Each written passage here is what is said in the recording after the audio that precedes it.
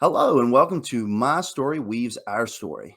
This is a virtual diversity panel. So, the goal behind our diversity panel was to create an ongoing series that represents and reflects the unique experiences, perspectives, and viewpoints of the people and the communities we serve.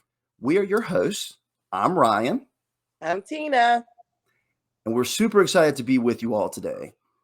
This series will serve as a space for people from different populations within our community to make their voices heard and give others the opportunity to learn from their perspectives. And Tina, if you would like to give the explanation and description of our backgrounds and different panelists. Absolutely. So we are mindful that we wanted to explore from different backgrounds and different experiences. The categories or the groups that we have in discussion will be, um, different for everyone, but doesn't reflect, you know.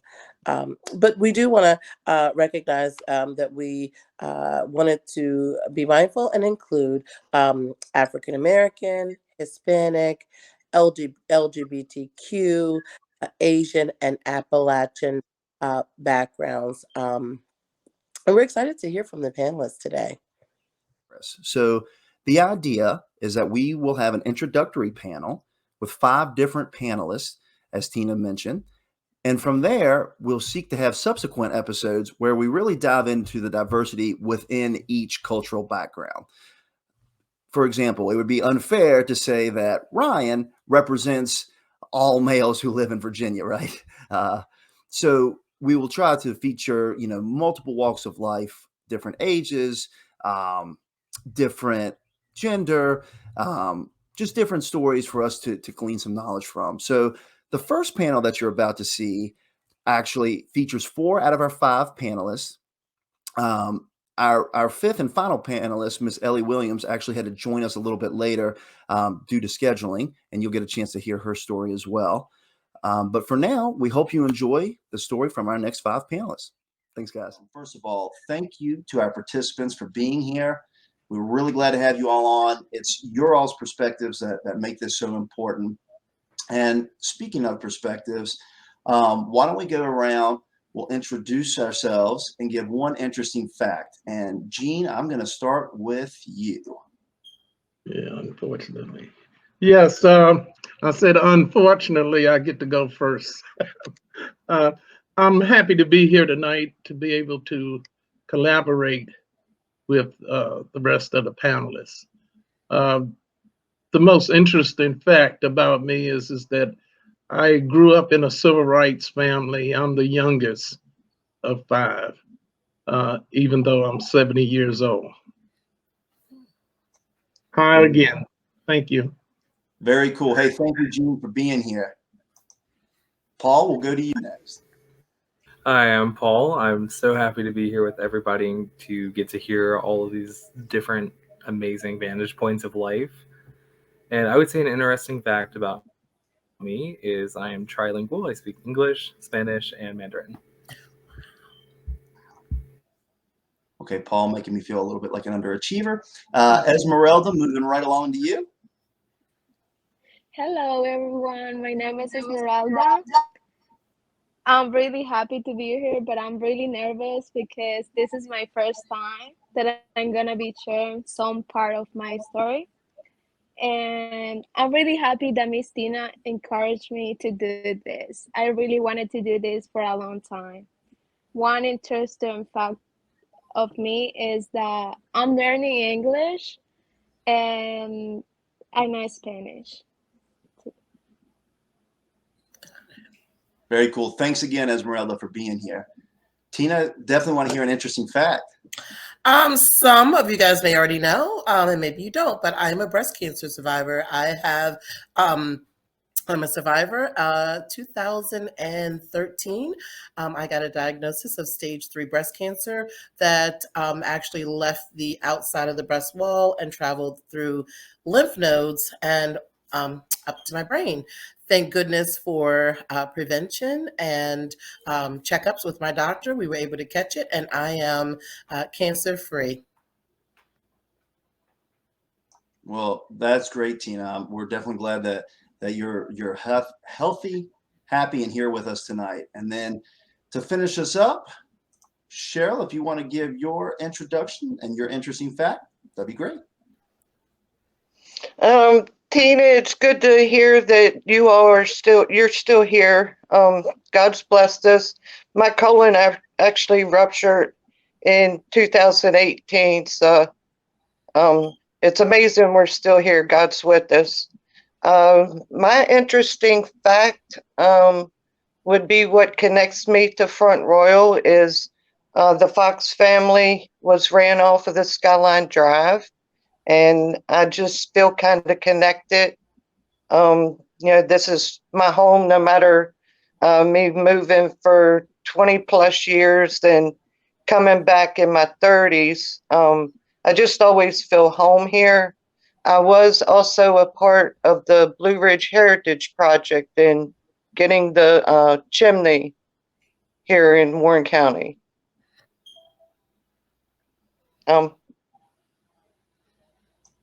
Well, Cheryl, hey, we're really glad you're here tonight. Thank you for being here, for taking the time out, again, to be with us and to share your story. And just before we delve in, I did want to kind of explain to everyone the structure of how we're going to be doing this panel. So we realize that it is a unfair task to choose one individual to exclusively represent an entire group of people. So think of this as our introductory episode, and this is a snapshot for us to take a look at. We will have subsequent episodes where we will dive into the diversity within each category. That way we can see multiple walks of life from all across. So make sure you guys are tuning in. Keep an eye out for those coming up. For tonight, so the questions that we kind of tasked our panelists with, pretty simple. We wanted them to tell us their story, who they are, what experiences they've had in general, due to their background, and how that has really shaped them into the people they are today. So we also realize that it's a short amount of time to do that, but we also want to encourage our guests and participants to come back, and they'll be sharing their story a little bit more in depth. And since Gene did such an excellent job starting off with his introduction and interesting fact, Gene, I'm going to come to you first to share your story with us. Okay. As I indicated, my name is Gene Kilby. I was born here in Warren County, Front Royal, Virginia, over 70 years ago, to James Wilson Kilby and Catherine Elizabeth Alsbury Kilby. My father was a farmer, and he also was a janitor at the defunct Avtex plant at Front Royal. As indicated, I'm the youngest of 5 children, 3 boys and 2 girls. James M., you probably know him from his dealings in Front Royal and the county, from the NAACP. My sister Betty, who had just recently finished a book called Cousins. So hopefully you all will go out and buy our book after this broadcast. My sister Pat, who works for the Department of Education in Washington, D.C. And of course, myself, who basically is retired and take on some civic activities here in Warren County. Growing up, the boys were tasked with milking the cows and tending to the crops, and the girls were tasked with keeping the house together and processing the crops.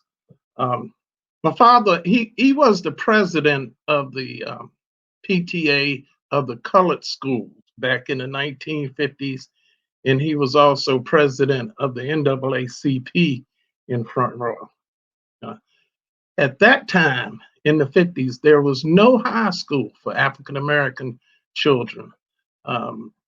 In order to get a high school education, after going to the elementary school, you would have to travel 65 miles to Manassas or to Washington, D.C. to go to high school.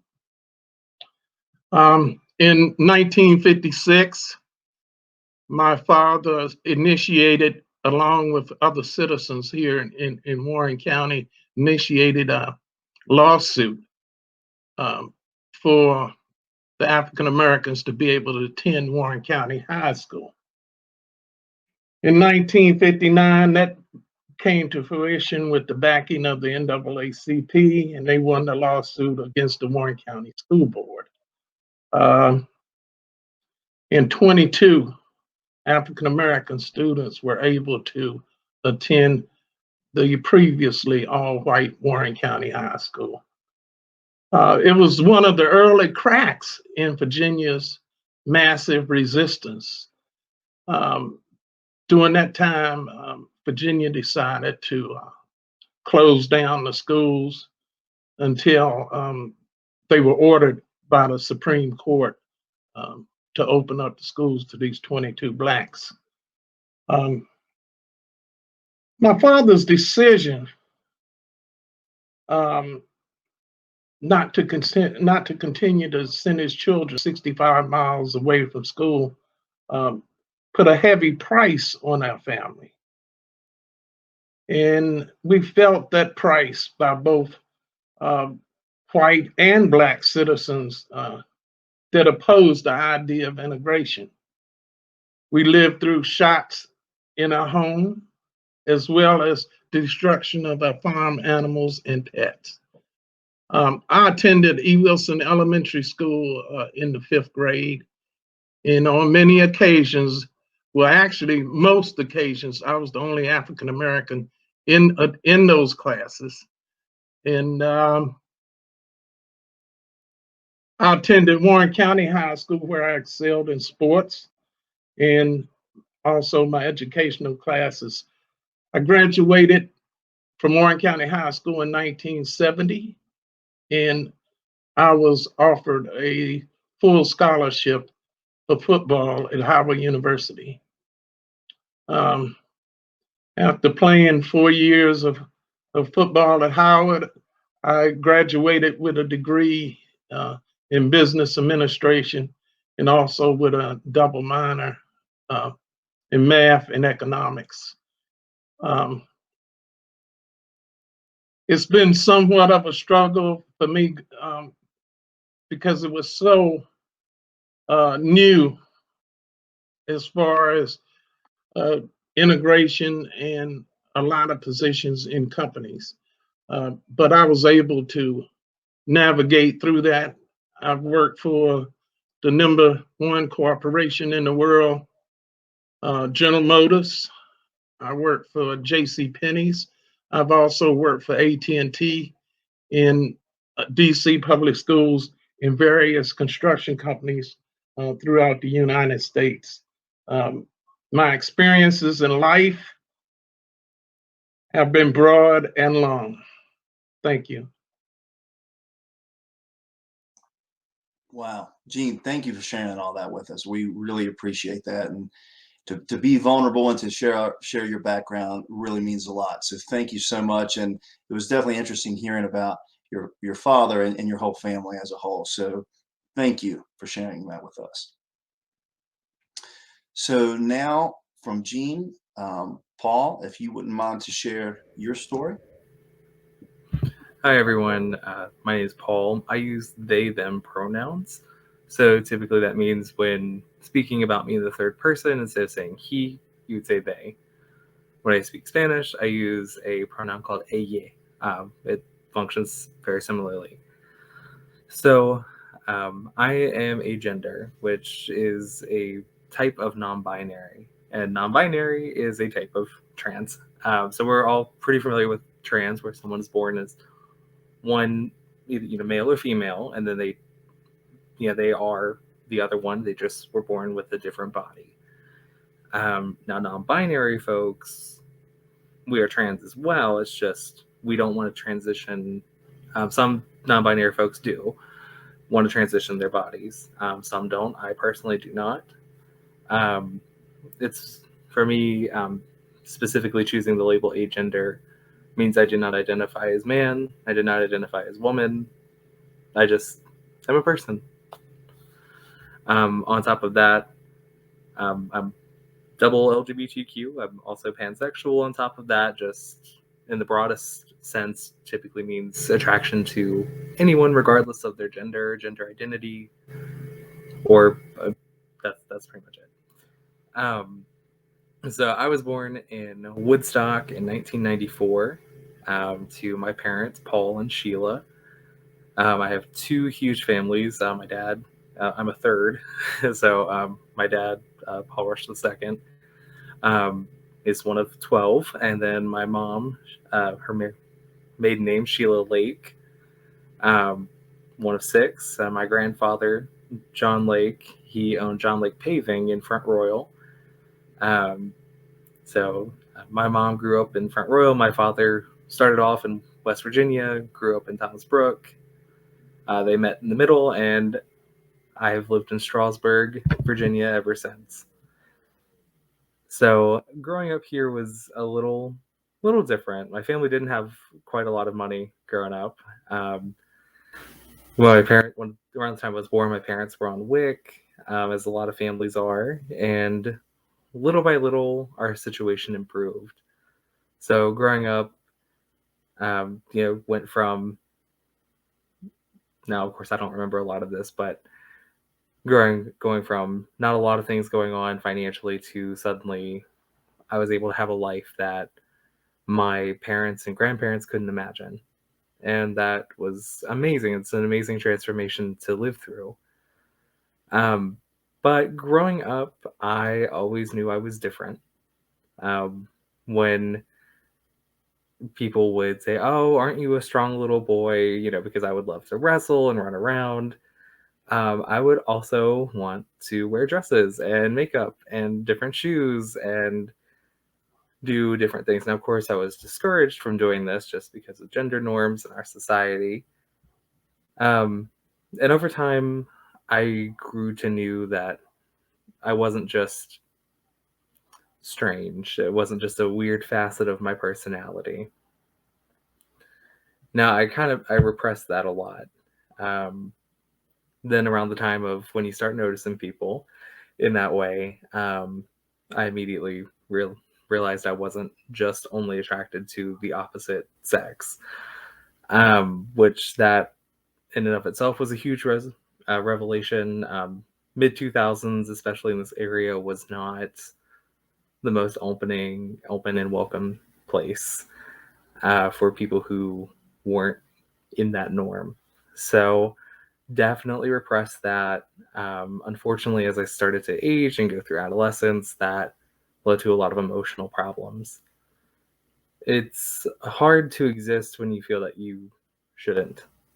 Under the rules of the society that we're in, you were born male, you should only be interested in females, you should only dress this way or do these activities. So over time, that built up. And eventually, when I was about 14 or 15, I began experiencing a lot of suicidal ideation and having major issues with depression. I, of course, kept this secret as well, and just did my best to make it. So eventually, I get through high school. I started out in Strasburg, went through most of the school here, and then because of the family connection to Warren County, I was able to graduate from Skyline over in Front Royal. That was an amazing experience. I really made a lot of friends, got super big into theater, and I finally decided to take a step that no one in my family had ever taken, which was going to college. So I left. I went to Randolph College, formerly Randolph-Macon Women's College in Lynchburg, and I wanted to study global studies. I'm going to back up for a second. So in 2009, I was in a program called People to People Student Ambassadors.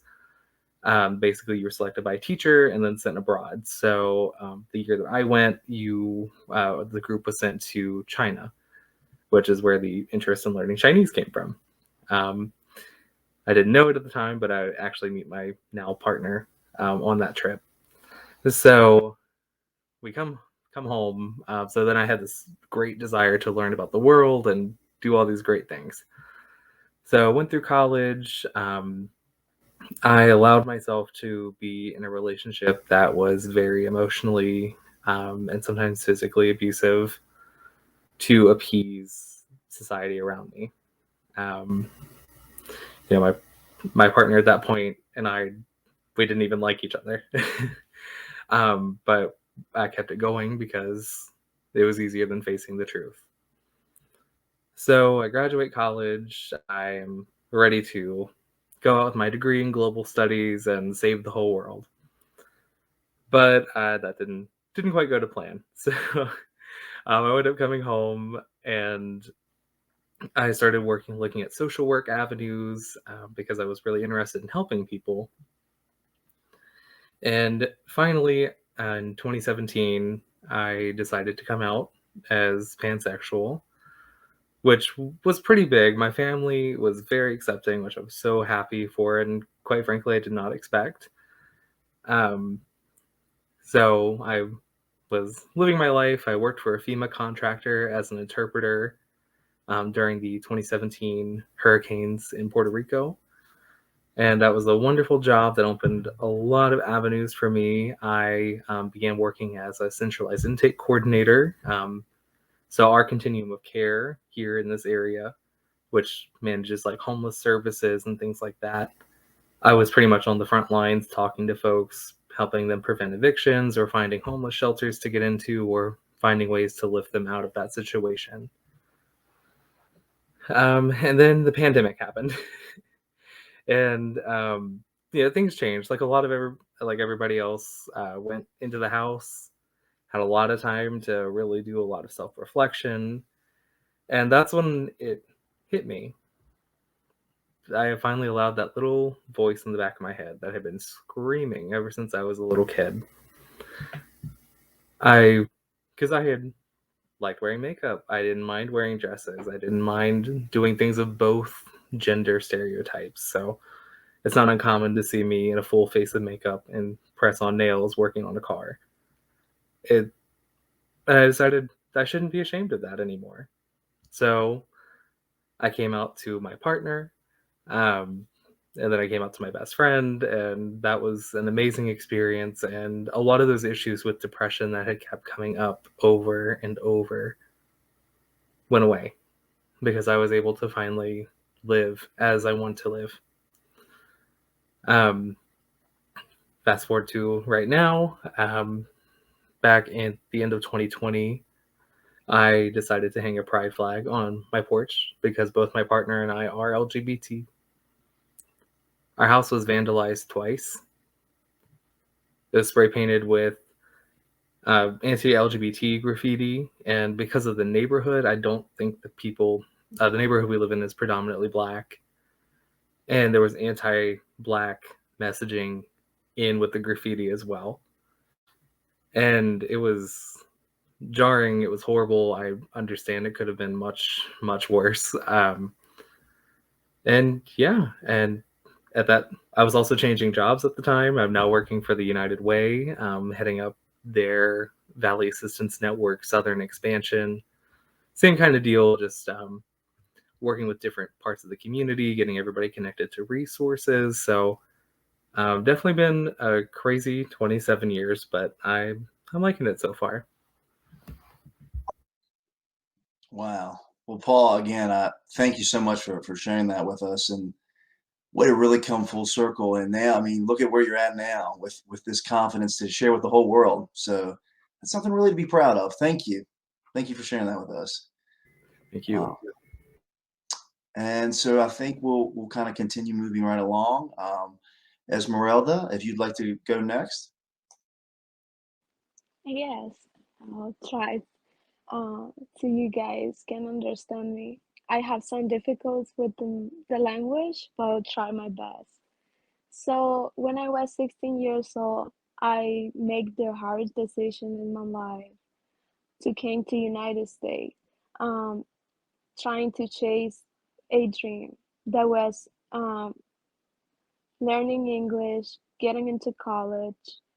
Um, when I was little, I grew up in a dysfunctional family. my mom was a single mother. She had 5 kids. Um, and then she got with she had a boyfriend, but it wasn't really good to us. And then to her, he was alcoholic, and it was just a mess. So since I was 6 years old, I I had to grow up really fast and start thinking by myself and see what do I need to do to become a better person or to have a better future, because I don't want to end it up like my mother. I want to do things differently. And I was with this mentality that was like, maybe it's because she didn't have the resources that we have now, or maybe she didn't, have someone, because her mother died when she was little. So she grew up by herself, and she learned how to, you know, um, like be independent at a little age. So she didn't learn about anything. Um, that's why I forgive her for everything, because I'm kind of understand that she didn't have the resources, she didn't have a father that was responsible to her. She learned to do everything by herself. Um, so again, I make the decision to come to United States by myself. The first challenge that I come from was the language. And some people sometimes they don't understand that you became from another country and you have trauma, you have all of this, and you're trying to make a good way to get where you want to be and maybe help your family. So I have a really difficult when I got into high school and I was trying to talk, English, or sometimes the Spanish just came out naturally, and I was feeling like people will laugh or things like that. And it took me a lot to get the confidence that I have now. Like, you see me here. And that woman right there, Miss Tina, is responsible for that. She has helped me a lot with all my process. I have a lot of, trauma that if I start talking, I'm not gonna end. But the good thing is that I made it. I got a scholarship in high school. I also graduated from Skyline High School. Um, I I have amazing teachers. My favorite one was the English teacher. She helped me a lot with everything. She encouraged me also because I also was having trouble with my identity. um I didn't know if I was confused about my sexuality and everything, but I made it, and I'm here sharing with you a little bit of me, and I'm really proud of everything. And everything I've been through has helped me to forgive my mother. I love her, and yeah, I think everything that happens to me in the past made me the person as strong that I'm today, and looking forward. That's everything. Well, Esmeralda, thank you so much for sharing that with us. And what an incredible story. Yeah, absolutely. So much to be proud of there. So, again, thank you for sharing that with us. Thank you guys for letting me talk. And now, Cheryl, if you wouldn't mind to share your story, we'll move to you. Um, I was born in 1966. 20 months later, my father passed away. Um, Still today, at 55 years old, April, it'll be 54 years since he's been gone. And that's still a struggle. It was hard growing up. In second grade, I was actually called a bastard. Going home in second grade, I didn't know what a bastard was.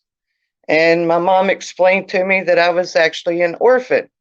So I went back to school the next day. I'm an orphan. I'm not a bastard.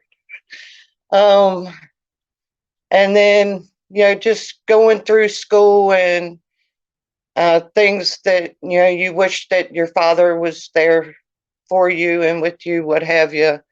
My mom struggled with 3 daughters growing up, trying to work 2, sometimes 3 jobs to make ends meet. And I wanted to join the Marine Corps because my daddy was in the Marine Corps, but that was when the wars were starting and I was allergic to bees. So the Marines wouldn't take me, but the Army and Navy would. And I was like, no, I want the Marine Corps. That's it. So, of course, I hung around Front Royal, worked hard all my life. My husband and I actually now have a construction business. We're building our own home again for the 3rd time. But there again, it's just, because my father passed away at such an early age, I just feel like Front Royal and the connection with the Fox family. My grandmother, Fox, she passed away in 2001. And it was like my whole world then just crashed because she was the last of, my connection to my daddy. And then I started getting into cemeteries. And I've helped, clean up some cemeteries. And then after that, that was when I got into helping Daryl Merchant with the Blue Ridge Heritage Project with the chimney. And then before they did the dedication to the chimney, that's when my colon ruptured, but I still was able to make it to that ceremony, which was really nice. And that's my story. Thank you. Well, Cheryl, I want to thank you for sharing your story as well. And, that's never easy. And losing a parent, I know that's very difficult, very difficult. So thank you for having the courage to share that with us. And so now I know Miss Tina has a question that she'd like to pose to you all. So I will turn it over to Tina. Wow, your stories are just amazing, and the vulnerability that you're showing is just, these stories are going to make a difference in the lives of other people that didn't think they could make it through. So thank you so much for sharing. I wanted to ask, what different experiences have you encountered in your life in general due to your background? And we'll start with Paul. What different experiences have you encountered in your life in general due to your background? Gotcha. My mouse decided it was done, so I can unmute myself. Okay, so I would say, and this is both a good and bad thing, having to really sit down at a younger age and really figure out who I am, like take everything down to its base core level and figure it out, not only in terms of gender and what is my feelings, what is society's expectation, what is the subculture that I'm in, what is their expectations, and figuring out where am I in all of that. It's incredibly hard to really peel back all of those layers, unlearn privileges, unlearn things, and just rebuild from the bottom up. But it's really helped me be able to be a better, even though I'm not that old, be an elder to a lot of younger LGBT people who are going through that, and being able to go, hey, like, life is worth it, and here's why. And it's also just been an amazing experience to be that confident in myself because I know exactly where I'm at. Thank you so much for that. Cheryl, would you like to share? Do you mind repeating the question? Sure. What different experiences have you encountered in your life in general due to your background? So you talked a little bit about earlier on being bullied by people that just didn't understand your situation, but anything in your life that you've experienced that you feel was because of your background? And really quick, and I'll add Um, this, Cheryl, just something that you had mentioned earlier on, especially with your family, being kicked off the Skyline Drive. Um, and I'll edit this part out, but I just wanted you to have that kind of in the back of your mind, because I definitely thought that was something really important. So I'll be quiet now. Sorry. right. And yeah, well, that right there, basically that the government can do, and it doesn't matter what level of government, in my honest opinion, they can do whatever they want to, and you just need to, or you just have to go with the flow. Um, Material things really don't matter. I do have sentimental things there, of course, of my father's. Um, when I was growing up, we moved a lot due to, um, my mom being single and struggling and everything. We moved, I think it was 23 times by the time I graduated. But one time we moved and my father's uniform, Marine uniform, and his coffin flag was stolen. And that really hurt. And it's just, you know, it makes you stronger, I guess. And seeing what my grandma Fox, because when they got off when they were ran off the Skyline Drive, actually the merchants, Daryl Merchant, I'm sure some of you have heard of him. His family lived next door to my grandparents, and they had set their house on fire already, the merchants. The Fox family was going to be next. Well, my grandma was pregnant with her first child, full term. Well, she ended up tripping over a pile of rocks carrying the belongings out of the house and ended up having a stillborn baby. Well, even though there was a family cemetery up there on the drive, they had to get permission from the state, Virginia State, in order to bury my aunt up there on in the family cemetery. With that, with them having that battle right there, to this day, if we wanted to be buried up there or have our ashes taken up there, we could still do it. But yeah, it's just, not hanging on to, you know, things going through life and appreciating the people that are around you. Absolutely. That's a perfect segue. Uh, Esmeralda, what different experiences have you encountered in your life in general due to your background? Making the decision to leave my family to have a better future for me. First, I was thinking that I was being selfish because I have another sister who is there back in my country.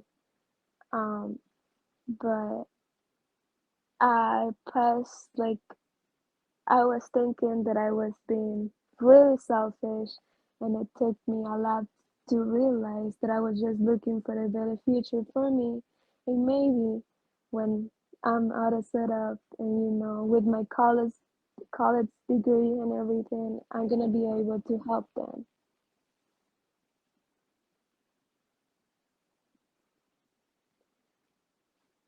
I can hear you. Last but not least, Jean. Would you like to share what experiences have you encountered in your life in general due to your background? Well,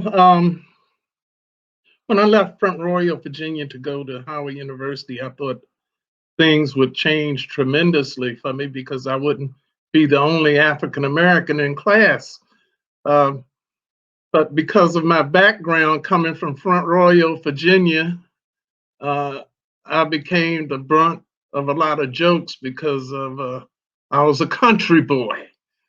You know, so for some reason, people will find anything to try to mess with you about.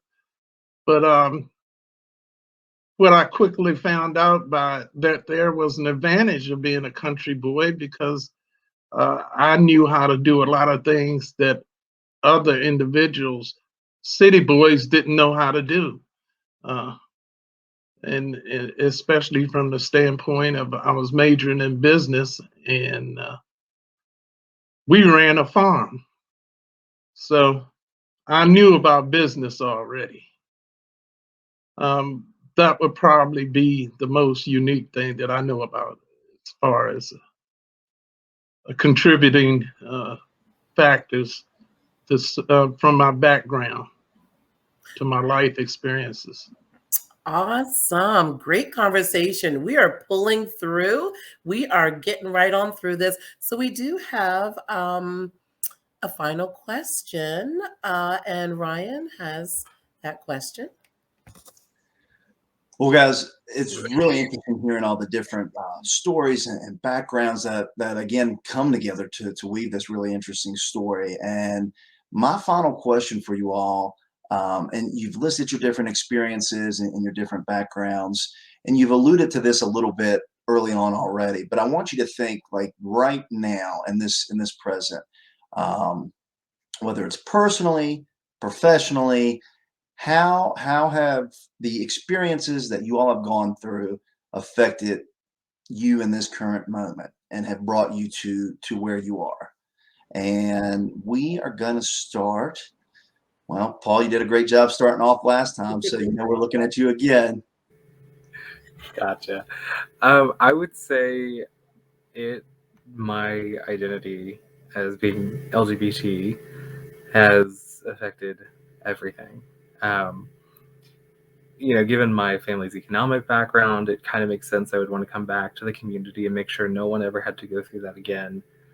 But I think through unlearning a lot of more of the toxic traits that sometimes can come along with the local culture, that made me really want to help people here a lot more.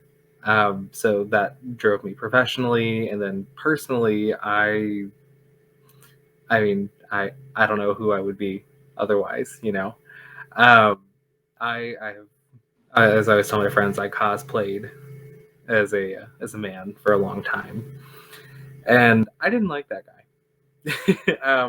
So it's one of those things. I think my different identity that's different from the norm that has influenced everything and every step I've taken. Yeah, thank you, Paul. And it's great, again, to make that full circle journey to come back to this community and give back. It's incredible. Esmeralda, would you care to share next? No, at all. She's on a roll. Well, I think that everything that I've been through has made me the person that I am today. Because now when I find myself in something that I'm like, oh, this is really hard. Maybe I need some help. So I reach out to people that have shown me that they really care about me and they want the best for me. So because of everything that I've been through by myself, now I know that it's okay to ask for help when you need it. and there's always going to be people that genuinely care about you. That's a great answer. Thank you so much, Esmeralda. Cheryl, we're going to come right along to you. I like Esmeralda. I mean, it's made me a better person. The person that I am today, stronger. Also more caring and thoughtful for other people's feelings, because everybody has a bad day. You don't know what everybody's going through. To, just be kind and hope you get the same in return. And just strive to be the best that I can be. If it doesn't happen today, then I'll try harder tomorrow. That's all. Thank you so much, Cheryl. Gene, we started with you at the top there. It's time for you to kind of finish us out here with this last question. So, Gene, would you mind to share for our final question? Can you repeat the question again, please? I'm sorry. Yeah, absolutely. So basically, we were talking about all those different experiences, and you've alluded to this already, but basically, I want you to think of this right now and where you are at today. How have all of these different experiences brought you to your current role in your life or in your job, whatever that may be? I think that over the years that I've gained a wealth of experiences, and coming from a two-parent family, growing up on the farm, working hard, knowing what hard work was, um, playing sports, being able to set goals and to try to achieve those goals. And also something that rings in my head that my father used to tell me all the time. He would say, "Boy, nobody's going to give you nothing." Said, if you want something, you have to go out and get it. And my experiences with them taking me to church every Sunday, because my first 18 years, I think it wasn't a Sunday that went by that I wasn't in Sunday school or I wasn't in some type of church. It taught me to appreciate people for who they are. And if the people treat you nice, you treat them nice. It's in going to Howard University and taking certain classes. It has given me a level of understanding on why certain things happen. I wondered why. I said, I'm majoring in business. Why do I have to take psychology? Why do I have to take principles of reasoning? Why do I have to take history? Well, those things were necessary to give you a rounded education. And I right now I do the civic things that I do, going to the town council meetings, because for some reason our society has gone back to a dark place, and people need to speak out, and to do whatever they can to spread love. And that's all I have to say. Wow. I just wanted to jump in to say that you are who you are. You are not your environmental factors. You are your own hopes, dreams, and aspirations. And how you feel about yourself is how you move around in the world. And I'm glad that you guys have found great confidence in being who you are, wholly, unapologetically. And thank you for your bravery today. You guys rock. Yeah, I'd like to add to that, Tina, because just for a moment, it is not easy to come on share your story, be recorded, and this go out to the public at large. So I wanted to say thank you also for having that courage, and again taking all those experiences, good and bad, and really using them to forge forward and make a difference in your community. And regardless of backgrounds and experiences, it's interesting how you all ended up on this panel tonight. And I'm really glad that you came here. So thank you so much for being here. And we are going to have more episodes in the future. We're going to delve into these topics even deeper in our future episodes. Again, thank you to all of our participants. Thank you to all of our listeners and viewers who joined us. And please stay tuned for more from My Story Weaves Our Story. So we're back. Wow, Ryan, how inspirational, how insightful to hear from our panelists today. They've shared with vulnerability and very, it's hard to share in this kind of landscape, but I'm glad that we were able to hear their unique perspectives. How about you? Yeah, I was really glad to have the opportunity to hear from these guys. I mean, they did an exceptional job explaining their story, taking that time to be vulnerable and share that with us. I know I personally benefited a lot from hearing their different stories. So I hope our listeners will as well. So with that being said, you all have just seen 4 out of 5 of the panelists, and it would not be complete without, so last but certainly not least, Ellie Williams. Ellie will be joining us to give a perspective from the Asian community and provide a little bit of insight into her background. And we will go ahead and turn it over to Ellie Williams.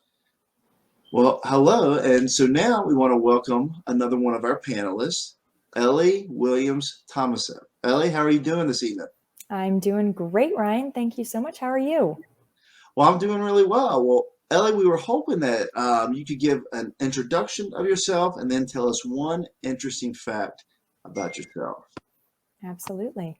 So my name is Ellie Williams Thomaseb. I am here in Winchester, and I work at a nonprofit. I used to be a reporter, which is always my fun fact. So I'm happy to be back in a reporting. Well, Ellie, we're definitely glad that you're here with us, and we're definitely glad that you took the time out of your schedule to come on. And there's not a ton of added pressure knowing that we have a professional reporter here or anything, but definitely glad to have you here. So as we asked the other panelists, we just want to take a few moments to hear your story, to hear your background. So if you wouldn't mind to share that with us, we would love to hear it. Absolutely. So, Ryan, I'm from New Jersey originally, spent a couple years up in Boston for school and work, and then moved to the Northern Shenandoah Valley, where as I said, I was a reporter. But backing up to New Jersey, I was born into a mixed race family. My mother is Korean American. My father's family is predominantly from the UK. We're Welsh, French, Canadian, general mix of US American white. But we grew up I grew up rather in a pretty diverse liberal community up in northern New Jersey, about a half an hour outside of Manhattan, called like Little Brooklyn, West Brooklyn kind of thing. Very, very diverse. I think my high school was about 60% Black, 35% white, 5% other. So that was me and my siblings as the other. But, growing up in that community, like I said, it was a pretty liberal, pretty affluent community. And, kind of stepping outside of that bubble to go up to Boston was a real eye opener. And meeting lots of different people, interacting with a lot of different folks. And then, again, moving to Winchester, to the Northern Shenandoah Valley was a big shift for me as well. It, was first time really leaving the Northeast for me. First time meeting a lot of folks who don't share my political beliefs, which was a very interesting experience. And it became home very quickly to myself and my wife, who is from North Carolina, but now lives here in Winchester and really loves the community.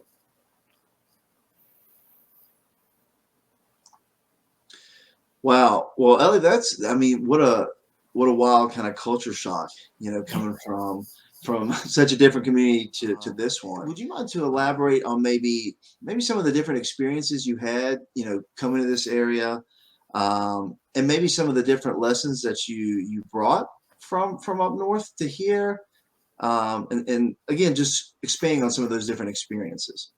Absolutely. Well, I think that one of my favorite sort of Winchester experiences was the where are you from question. And I say that because as a mixed race person and also as an Asian person, there's often a narrative for us of this concept of a sort of perpetual foreigner. And a lot of Asian Americans will talk about the fact that they get asked, where are you from? No, like, where are you really from? Because you can't be from here.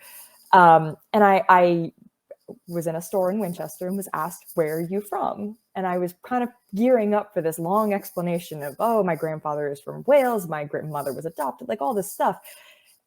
And it turns out the woman's like, and I started with, oh, I was born in New Jersey and raised in New Jersey and whatever. And the woman's like, okay, that's all I need to know. All she wanted to know was like, you are not from Winchester. You didn't go to school in Winchester. And I thought that was the funniest situation because my lived experiences of sort of, dealing with these sort of microaggressions, right? It was never overt racism, but it was always these little microaggressions of sort of, you're not from here. It was so distilled into this moment of like, that was totally not what she was asking. She just wanted to know, like, are you from Winchester or not? And I thought it was this hilarious moment the first year I lived here. And it was just such an indicative thing to me of like, this is a really tight knit community. And that's all she was asking was like, are you from my community or not? Should I know you from somewhere or not? Your predictive brain and your lived experiences of people asking the typical question of where are you from kind of kicked in. That's absolutely interesting. And I think that oftentimes we can carry those experiences, right? Those little moments that we sort of put on this armor to prepare for these things. And it can just be totally blown away when you have a conversation with somebody that doesn't go the way you expect, which I think is one of the things I loved so much about moving here. And it did, moving to the South. And I know that some folks in here are like, well, but not really the South. I'm like, no, they're like mid-Atlantic. I'm like, no. Like compared to where we're from, like where I'm from, like this is the South. But it really, there's so much of those sort of personality things, moving here. The grocery store clerks want to talk to you and genuinely want to know how your day is going. And I'm like, why are you talking to me? Nobody's going to talk to you from the North. So, having those little moments of sort of cultural difference was really a nice surprise. It took some getting used to, but, those experiences, and this is not to say that other folks' experiences with racism or homophobia or things like that don't exist, because of course people do have those experiences. But it's not been my experience in the South typically. And it's been a really sort of nice breath of fresh air versus, what my friends have experienced being in cities, what I've experienced being in cities as a queer woman of color.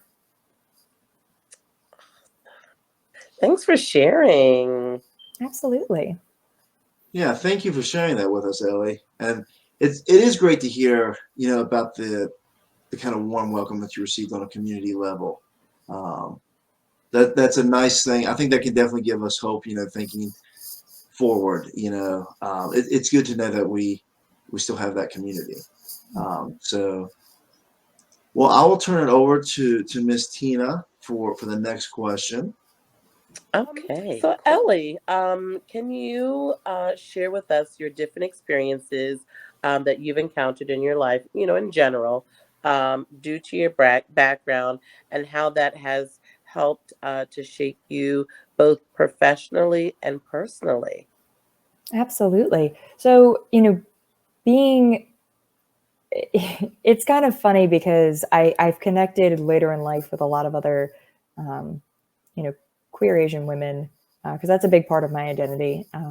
But there's often a narrative around that, around being LGBTQ in communities of color in general. And I didn't necessarily have that same experience because, as I mentioned before, my mother was adopted, was raised by a Norwegian Irish American family. And so some of those sort of stereotypes and situations that folks find a lot of times in immigrant communities was not something that she faced and that I faced, because, you know, she was a very Americanized immigrant. She was adopted when she was 6. So, you know, it's been in this interesting experience, kind of reconnecting with folks who have all these lived experiences as immigrants or first generation Americans, and not really identifying with all of them, because that just wasn't my experience. That said, it also led to a lot of feelings of isolation. You know, there can be a sense that when you're mixed race, especially, that you don't necessarily belong to either party, or that you have to choose one, or something like that. And actually, one of my own mentees, who is also mixed race, put this beautifully, and it's what I've always taken, is that I'm not 50% of one thing or 50% of another. I'm a whole of both.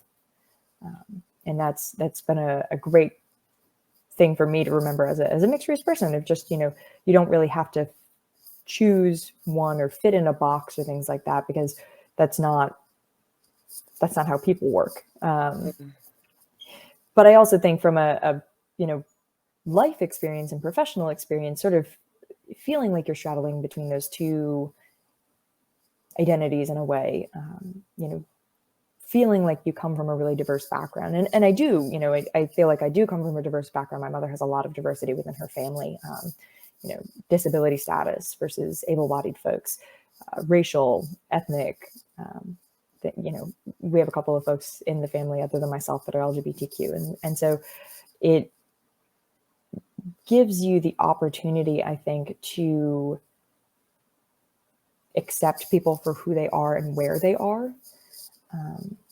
You know, moving here, meeting a lot of folks, for example, who don't have the same political views as I do, gave me an opportunity to step outside my comfort zone, being a reporter and meeting with people and having to say, yes, I can understand your perspectives.